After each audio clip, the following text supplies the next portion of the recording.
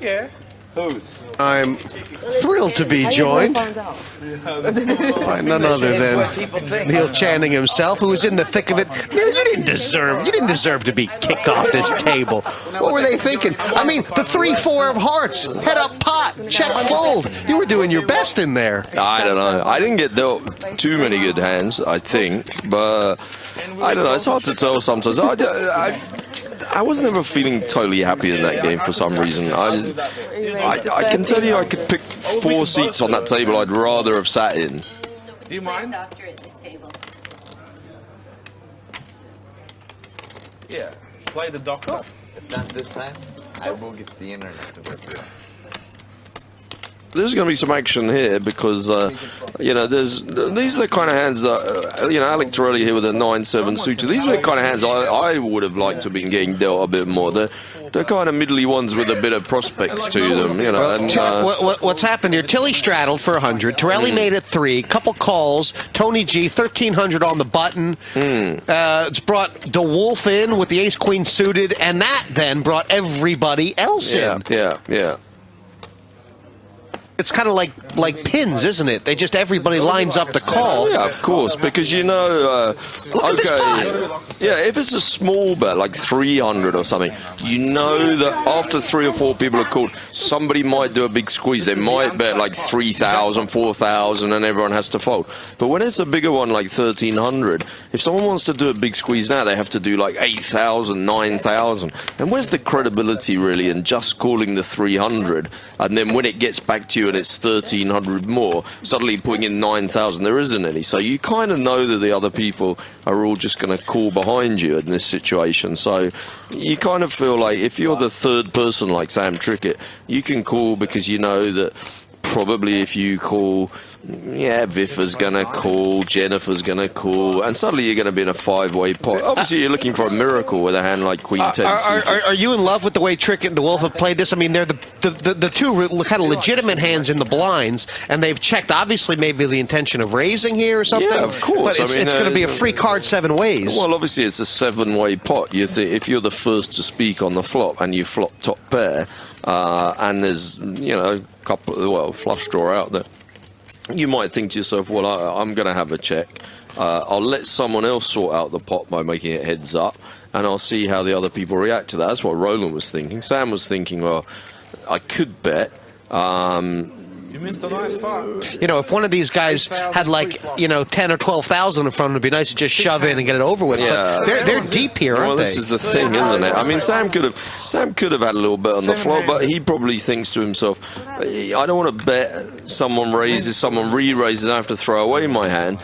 He'd rather check and maybe check call, possibly check raise, and then it got checked around. And now Sam's thinking, well, I got a gut shot. And the flush draw, so I'll have a bet, and he's going to shake a few people out. Jennifer found herself in a horrible spot. Yeah, we're gonna get around to Roland kind of quickly. You know, obviously Tony G, he loves to call, but he's not going to call. Luke's got the double belly. Yeah, Luke's having a look at it with the double belly buster, but his problem is that some of his outs are diamonds, and you know, if it comes a deuce or 6 of diamonds, that's not so great for him. He's not getting a horrible price here, is he? No, on a deceptive sort of hand? Well, yeah, except for he's not closing the betting. That's the other thing. He's got 2 other players to act behind him, so he doesn't want to put 4,100 in and then somebody move in for 20 grand and he has to fold. So this is a clear pass for you? I think so, yeah, but this is the kind of one where if you are stuck or if you are kind of slightly tilted, you might call it, and if you're a little bit more in the spot that Luke's in, where everything's going okay at the moment, it's not so bad, you know, was he winning like 6 grand or something? Do you really want to put 4 grand in and put yourself back in the red zone or getting close to it, chasing something where you might not even see the river card? Yeah. Does Sam have a win here? No, he doesn't. This is a really good card for Roland on the river. I think Roland thinks that he's definitely good. He's checking to call. This is the reason he has checked. I think for certain if Sam bets 9, 10, 11 grand, Roland will for certain call. Excuse me. Oh, he's setting him in. He's going big. Wow. He's gone big. He's just said, there you go. He found the bet! He found the bet! Well, that was the bet. I mean, because if he had done the 8 grand bet, Roland was in check call mode. He was ready to call that one down. But you want to call for your whole stack. You know, Roland's sitting in this game for what is he in for? 25 grand. He's winning like 9 grand. He says he's only going to stop for a couple of hours and play. He wants to go and watch a football match And later. Trickett has clocked all that, right? Yeah, of course. He's clocked every bit of that. These are all important, in the decision making. Oh, Roland, do you know what just happened to you?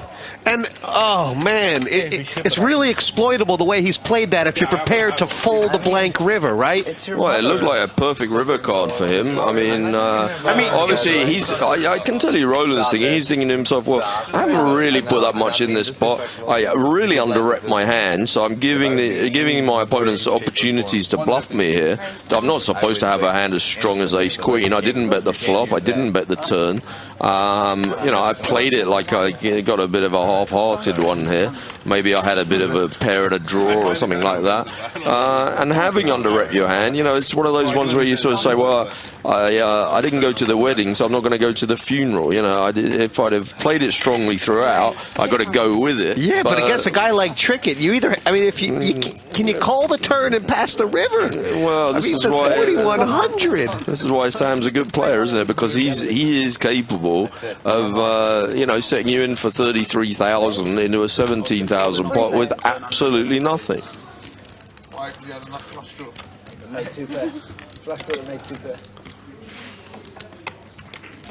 Roland's trying to convince himself that he made a good lay down there. Like Roland's got a good 8 or 9 minutes where he can carry on this fantasy. It's kind of like he makes Trickett had 2 pair. Yeah, quite often actually it's interesting. You get conversations across the table between Sam and Luke. It's very, very obvious that Luke has enormous respect for Sam Trickett, And which vice is versa, I think. Well, yeah, definitely. But the thing is that I think Sam always had enormous respect for Luke, and I don't know whether the Luke to Sam respect is it's not just a recent 5-minute thing, but it's definitely grown a lot in the last year. No, it was funny when you guys were all sitting there. It was in some way 4 generations of British poker, not just who was front and center. Devilfish was really the big name on everyone's lip. That you took over for a couple of years where you were just winning everything in British poker, and then there was a time when everyone was talking about Luke, and now everyone's talking about Sam. Yeah, and in those last 2 periods, I don't think I barely won a pot actually. Now, but thanks for mentioning it, Jesse. Anyway. I wasn't trying to make you feel old. I was just there was a nice sort of. It's okay. I sat on the table for 14 hours having people quietly needle me in a subtle way. I'm delighted to come in the commentary box and get some more of it. I mean, how would you have felt if you had gotten voted off before Devilfish? Well, indeed. He looked a bit sick about being voted. I was pretty sick about being voted off, but Devilfish looked really upset about it. And Vickers made the nuts. We've ignored this. Vickers made the nuts here on the river, and Trickett has got himself in a spot where the only way he can win is by making another huge bluff. Yeah, well, this one he doesn't have to go all in or anything ridiculous like that. Vickers got 24,000. There's only 10 in the pot.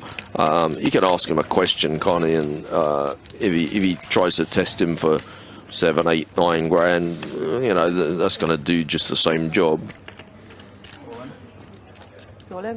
There you go, and he's done it. He's just gone all in. And Vickers said, "Yeah, all right." He's got the nuts. Yeah. And this is where it can kind of go bad. And Trickett, who got away with the first one, has not gotten away with the second one at all.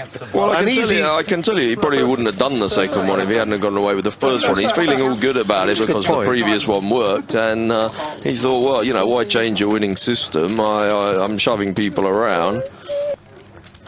This is kind of one of the pots that you say to yourself, it's good for the game if you're one of the other players, right? Because I'm not sure. Well, you answer the question for me, Jesse. Take a look at those 2 people there. Sam Trickett winning absolutely gazillions in the last couple of years, beating the biggest games in the world, everything going great for him.